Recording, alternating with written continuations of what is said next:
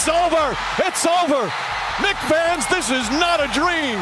Your long, long wait has ended. Go ahead and cry. After 53 years, the Knicks are finally NBA champions once again. 50 years. That's how long Knicks fans waited to say 6 words out loud. The New York Knicks are champions. And the second it actually happened, every player in the league grabbed their phone and had something to say. Some of it was real respect. Some of it was a little messy. We're getting into every single bit of it. Quick one before we get rolling. Did the refs hand the Knicks this title, or did they just want it more than the Spurs? Tell me in the comments. The wait is over. To Jim Dolan, Leon Rose, William Wesley, Coach Brown, and this incredible team. Congratulations, you're the 2026 NBA champion.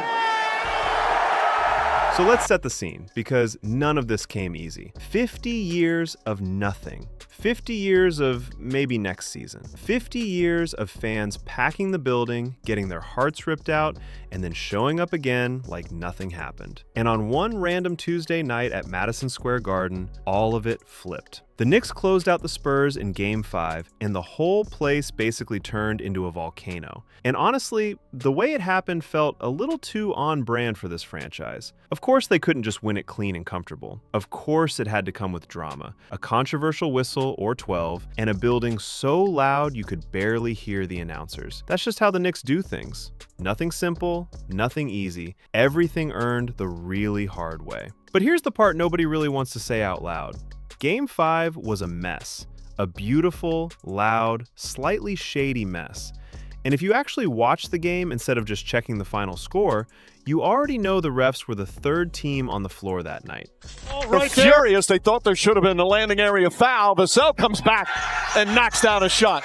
Mike Brown very upset, pointing down the other end. Let's start with Victor Wembanyama, because his foul situation made absolutely no sense. The man is 7'4" with arms that belong in a different sport entirely. Every single time he steps into the paint, he's making contact. That's not me hating, that's just physics. When you're built like that, you can't move without bumping into somebody. So all night long, he's banging into guys, contesting everything, throwing his body around like it's a bumper car ride at the fair. And the whistle? Quiet. Dead quiet. Now look, missed calls happen. Refs are human, the game is fast, nobody calls it perfect. But this wasn't one missed call you shrug off. This was a pattern. The same player getting away with the same contact, over and over, while the entire arena watched it happen live. At some point, it stops looking like a mistake and starts looking like a decision. And the funny part, in a sad kind of way, is that Wembanyama was sitting right on the edge of foul trouble the whole night. One more whistle, and he's planted on the bench watching a title slip away. That whistle somehow never came. Wild how that works out sometimes. Now flip to the other end, where Karl Anthony Towns was living a completely different life. Game 3, so Mitch Johnson switching it up, and they're going to go and challenge this immediately. How about that? A challenge a minute and 5 seconds into the game. Do not want Wemby picking up his first foul. A huge overturn on the challenge, a successful one for San Antonio. They're now calling it offensive foul on Karl Anthony Towns, already his second. When I look at this play, that initial hugging and grabbing is going on. But Wemby has multiple opportunities. Same game, same refs, totally opposite treatment. Towns would set his feet, square up, play clean, textbook defense, the kind coaches literally put on a poster for the kids. And the whistle still went against him anyway. Guys were leaning into him, creating the contact themselves, and Towns was the one getting punished for it. So put the two side by side. One big man bullies people all night with zero consequences. The other big man plays it clean and gets called for breathing too loud. Same court, same night, two completely different rule books. And no, that's not a salty Knicks fan crying about it. That's just what the tape showed everybody. Here's why it actually mattered though. Towns had to play scared. He had to second-guess every move, pull back when his gut said attack, and basically guard the paint with one hand tied behind his back. That changes a player. That changes a whole team. And the Knicks still won anyway, through all of it. That tells you more about this group than any stat sheet ever could. Let me confess on national television. Here we go. Telling them. Second confession you got on national television. I was telling them, nobody trolls me better than you the way that you do it, because when, last year when y'all beat Boston, I'm on the court and he just walks up to me and looks me in my face and goes, I'm not going to even say anything, and just walked away. That's what he does, because he remembered that I doubted the brother when he was coming out of Villanova. He was in Dallas. I said, all right, the brother can play, but we getting him here, the 4-year deal in 2022. I'm like, what, this is not Kevin Durant. What the hell we going to do? He, in his own way, he reminds me of this every time. Every time. It's That's automatic. It's because me and Pops go back over 30 years. National television. I owe this man an apology. You know what I'm saying? I am grateful for what you have done for this city, what y'all have done for this city, and you won't be hearing any more doubts from me, my brother. Now let's get to the guy who cracked the whole thing wide open, Jalen Brunson. 40 points in a finals clincher at Madison Square Garden against a defense built around a 7'4" shot-blocking alien, with 50 years of pressure sitting right on his shoulders, and the man didn't blink once. Play. Brunson gets away from Castle. The floater's up and good. Jalen Brunson with another answer. 45 points. Life And is... these weren't cheap buckets either. No easy freebies at the line, no lucky rolls bailing him out. This was pull-up jumpers right over Wembanyama's ridiculous reach. Floaters dropping clean over a guy who built his entire career on swatting floaters into the third row. Tough mid-range shots, hard drives, finding space where there honestly wasn't any space to find. Brunson didn't sit around waiting for the game to come to him. He walked up and took it. And give the Spurs some real credit here, because they walked in with an actual plan. They wanted to slow the pace way down, make Brunson grind for every bucket, and let Wembanyama wipe out the paint behind everybody. For long stretches, it even worked. But a game plan only holds up until one guy refuses to follow the script, and Brunson spent the whole night ripping it up page by page. That's the thing people keep missing about him. He's not the most athletic guy on the floor. He's not winning a dunk contest, ever. He's not the tallest, the fastest, or the bounciest. What he is built for the biggest moments. While everybody around him tightens up and starts shaking, he slows the whole thing down. That's a skill you can't teach, and you definitely can't fake. And let's just say the quiet part loud. Brunson versus Wembanyama, right now, today, is not a fair fight. And that's not disrespect to Wemby at all. The kid is going to terrorize this league for the next 15 years. The size, the reach, the talent, it's all unreal. But on this night, under these lights, with everything on the line, Brunson was the better player, and it wasn't even close. The scoreboard said so loud and clear. Wembanyama is still learning the part of the game that actually matters in June. The part where raw talent isn't enough and you have to drag a team across the finish line yourself. Game 5 was a hard lesson for him. Probably the hardest one he's gotten yet.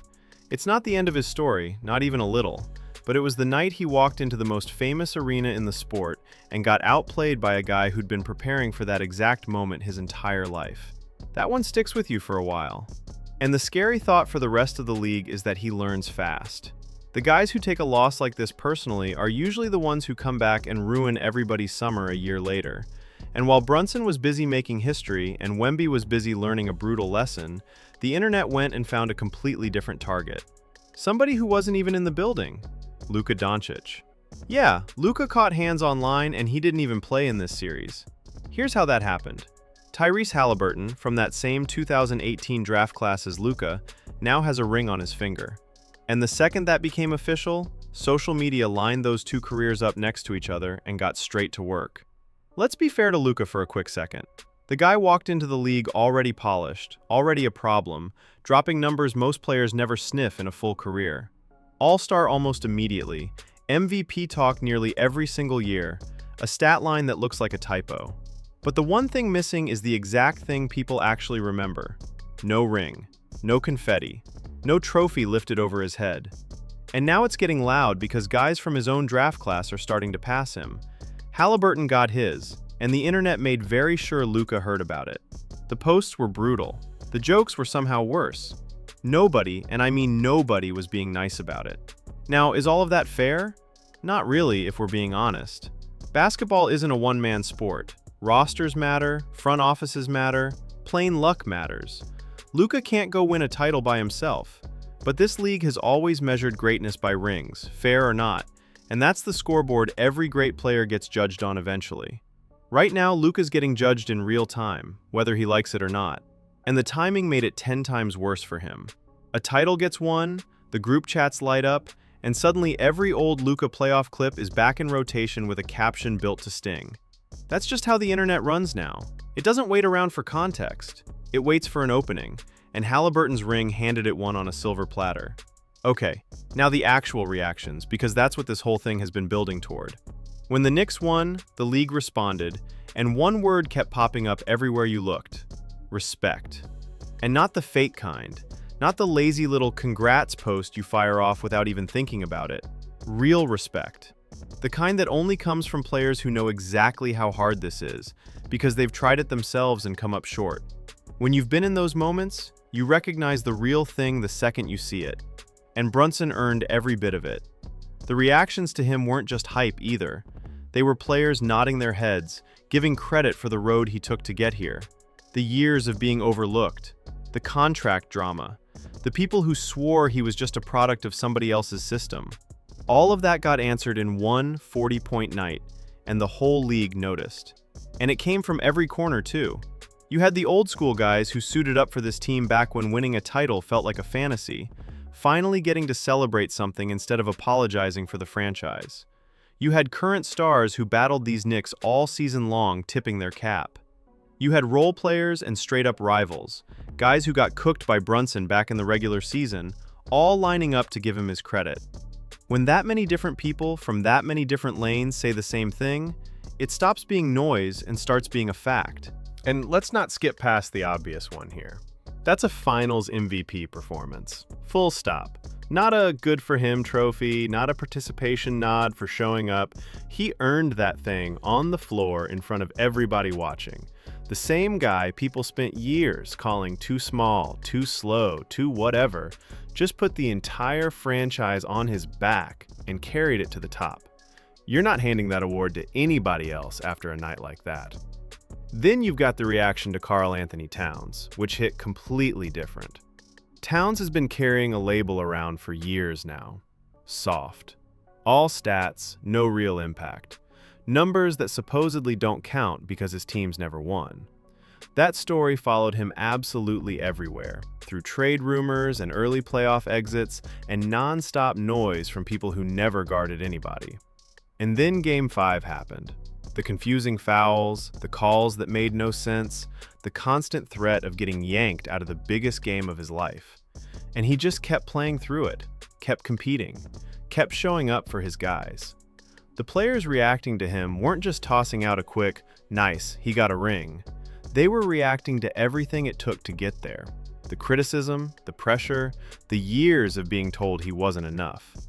Those reactions land harder because they come from people who've lived the exact same thing. They know what that kind of criticism does to you. They know how hard it is to keep going and actually win a title after carrying all of that weight. That's not polite, casual praise. That's the real version. And that's the kind of night that rewrites a reputation in one shot. People can argue about his defense all they want, forever, but nobody gets to put an asterisk on a ring. He's finally got the one thing his critics always threw back in his face, and now it belongs to him for good. And then there's the building itself, because you genuinely cannot tell this story without Madison Square Garden. There are arenas around the league that players respect. Loud crowds, real history, serious energy on a big night. But MSG is its own separate thing entirely. Players talk about that place like it's somehow bigger than the sport itself. Even guys who never wore a Knicks jersey, never had a single reason to care, still talk about that building with this strange kind of reverence. So now picture closing out a championship in that exact arena. That's not just a win anymore, that's a movie. And when the Knicks did it there, on that floor, in front of that crowd, every player who's ever stepped on it could feel what it meant. That's a big reason the reactions came in the way they did. It wasn't only about the Knicks winning a trophy, it was about what that place represents and what New York basketball looks like when it's finally good again. And that's the bigger story sitting underneath all of this. The NBA has been sweating about viewership for a while now. Ratings, engagement, staying interesting in a world where everybody's got 1,000 other things to watch instead. None of that is small stuff. So a Knicks championship is pretty much exactly the thing the league needed to fall into its lap. New York is the biggest market in the country. MSG is the most famous arena in the sport. When the Knicks are good, genuinely good, people who don't even watch basketball start paying attention. Casual fans, big moment fans, the people who only tune in when something actually feels like an event. That grows the game. That pulls new eyes in instead of recycling the same crowd.